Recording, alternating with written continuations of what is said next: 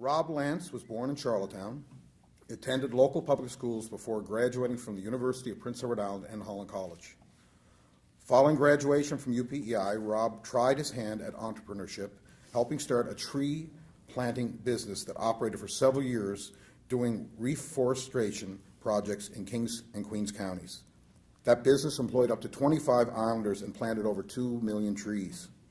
Early on, Rob recognized the power of technology and came to understand how it would shape our future. Rob has always embraced new ideas and new ways of thinking. Following graduation from Holland College, Rob worked in the IT sector, spending 16 years with Deltaware Systems, a great island success story. There, he led a team working in a fast-paced, high-pressure environment. He demonstrated a keen ability to multitask, think on his feet, motivate people, and work as part of a team and get the job done. Most importantly, working in IT brought Rob's problem-solving skills to the forefront. Rob is a proven community leader. He was first elected to Charlottetown City Council in 2006 and re-elected in 2010. He quickly established himself as an able and innovative member of council, chairing the Youth Advisory Board, the Sustainability Committee, the Human Resources Committee, the Police Services Committee, and for the last 4 years on council, the challenging Planning and Heritage Committee. While serving on council, Rob oversaw reforms to the city's human resources policies, the creation of the city's first sustainability programs, modernization of the city's police services, and spearheaded the introduction of major bylaw amendments with progressive new approaches to planning and community design. Rob's experience in the private sector and in municipal government gives him a unique insight into the intersection between technology and government. Ladies and gentlemen, our party leader, Rob Lantz.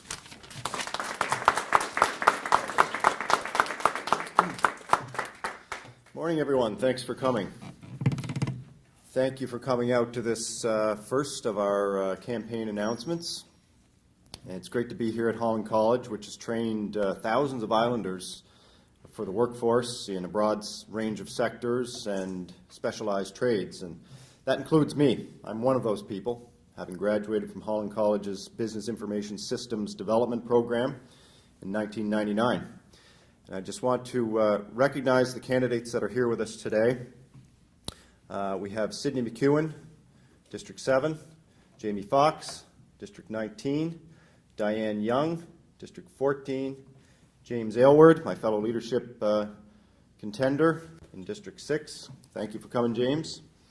Joey has, of course, introduced himself. Mike Gillis from District 10, Brad Trivers, District 18, and Sean Driscoll, District 15. Wow, that's the first time I've actually done that and realized how difficult it is to get that all memorized. But thanks for coming, everyone. And we do have a couple of declared candidates here today as well who have not yet had their nomination meetings. Lynn McLaren will be declaring today in District 11, and Darren Creamer in District 8. Thanks for coming.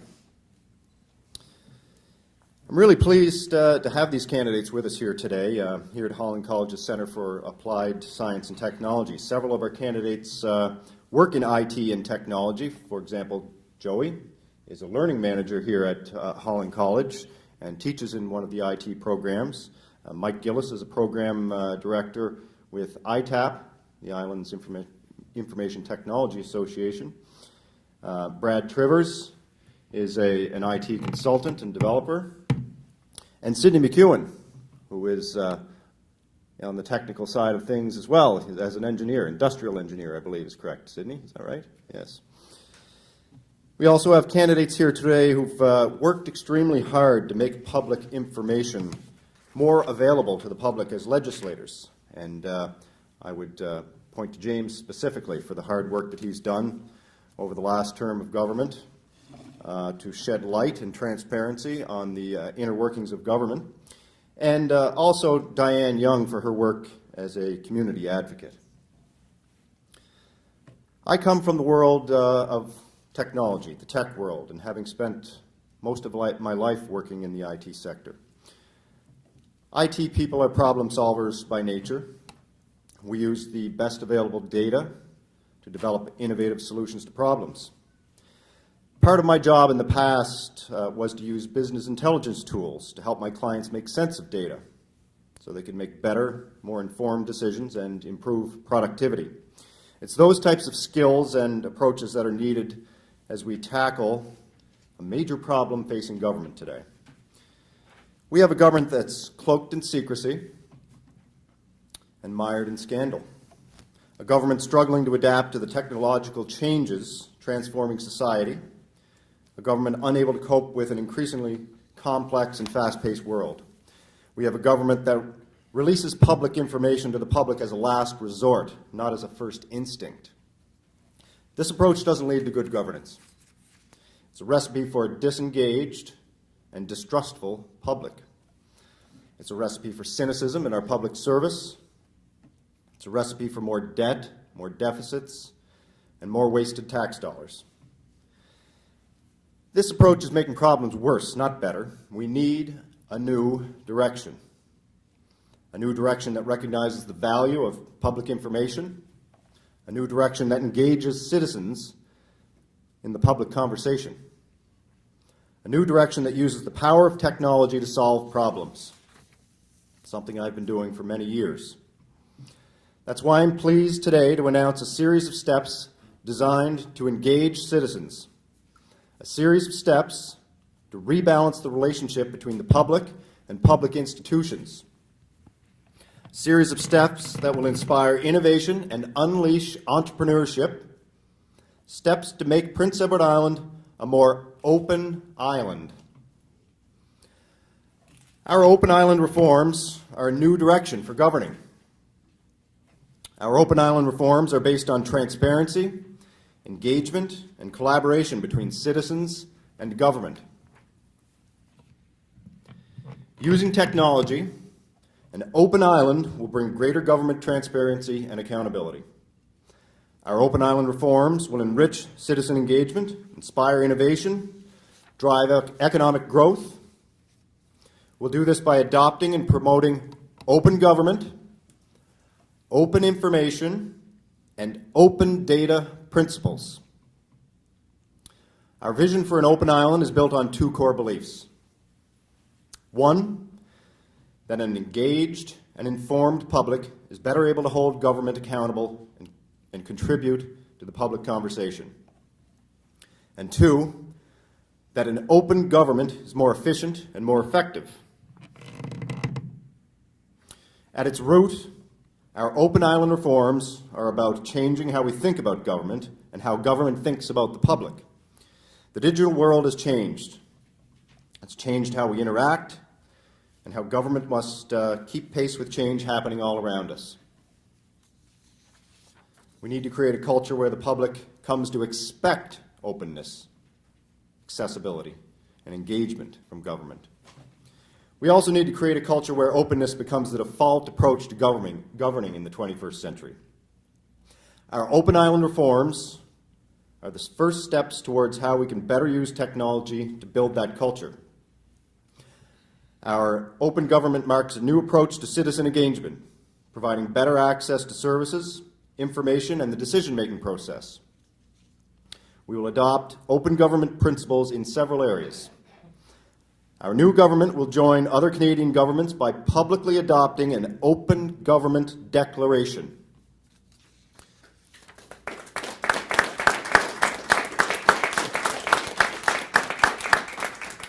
This will commit the government to clear steps to increase government openness and transparency with independent oversight.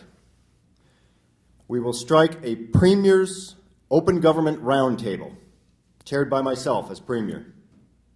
It will bring together citizens, businesses, and government to develop an action plan on immediate, medium-term, and long-term steps. And those steps will be implemented. We will engage citizens in a two-way conversation using the participatory tools of the internet and digital technology. We will reform legislative committees to allow representatives of any political party to sit as a committee member if their parties reach certain levels of public support. We will empower legislative committees by tasking them with a more robust role to develop legislation and engage the public. We will charge all 27 MLAs, regardless of the party they represent, with developing an economic plan for their district within the first 100 days of being elected. MLAs will be expected to engage their constituents to identify opportunities for economic and community growth. Giving the public more access to open information is a key part of our Open Island reforms. Our new government's goal will be to make the best decisions possible using the best information available.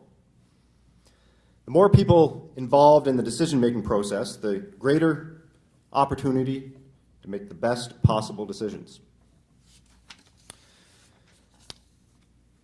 For information to be useful and relevant, it must be available in a timely manner. In today's world, information should be just a few clicks and keystrokes away. This isn't currently the case in the province. Our Freedom of Information requests can wait for a year or more to get a response. We need a new direction for timely access to public information. Our Open Island reforms will make information available to islanders on a timely basis as a first step and not as a last resort. The current government loan portfolio has nearly doubled over the last 8 years to more than $440 million. Unprecedented millions in loans have been written off, often with the public unaware that a loan was ever issued in the first place. We've proposed a royal commission on accountability in government that will review loans and write-offs. Our Open Island reforms will require all government loans and write-offs to be posted online as a condition of that loan. Public dollars require public transparency. So government contracts millions of dollars worth of goods and services each year. So our new government will post online all government contracts of $1,000 or more as a commitment towards open government and transparency with tax dollars.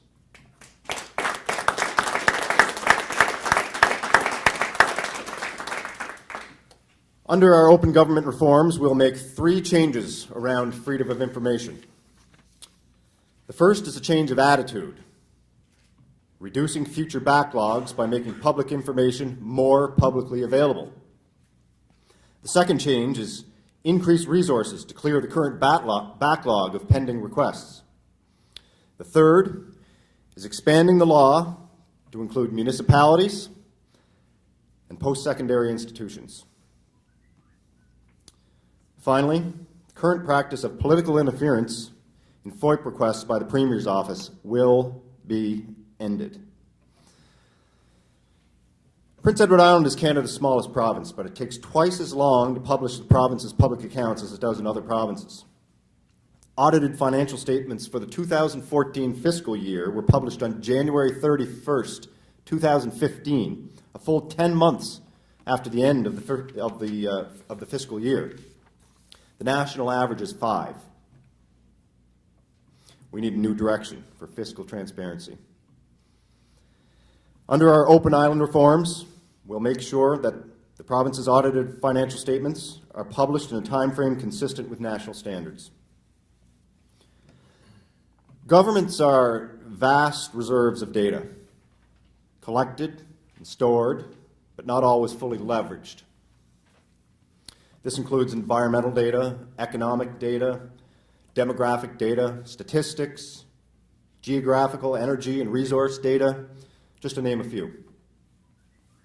Open data is the principle that raw, machine-readable data in standard formats made easily available to the public to access and reuse will serve as an incubator for ideas and innovation.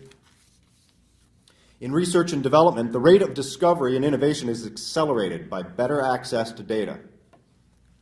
Open data enables third parties to leverage the potential of government data through the development of applications and services that address public and private demands.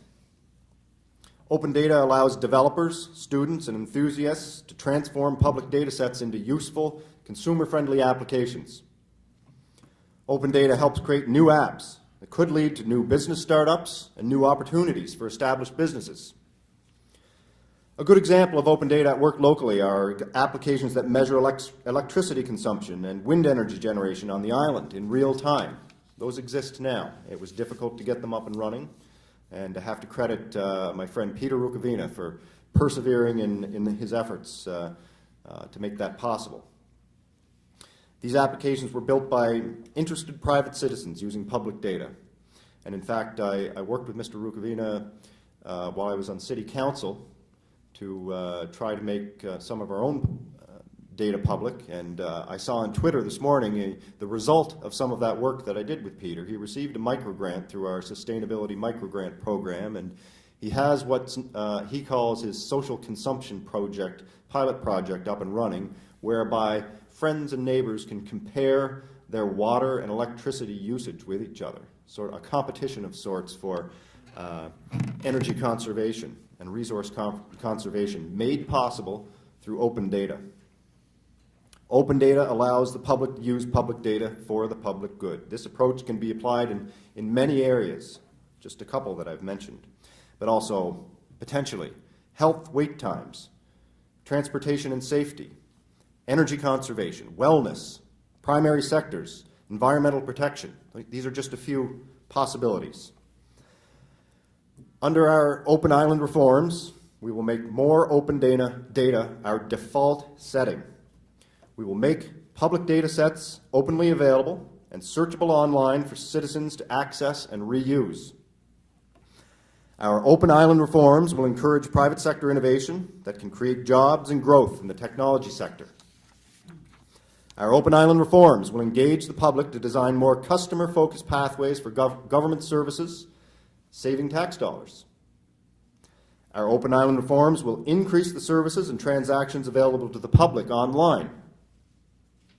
We need a change in direction, folks. We can't afford to keep doing things the same old way and expect different results. Our Open Island reforms are an open source solution to today's problems with government access and transparency. I look forward to working with our team of candidates and the people of Prince Edward Island to make our province an open island. Thank you very much. Thank you for coming.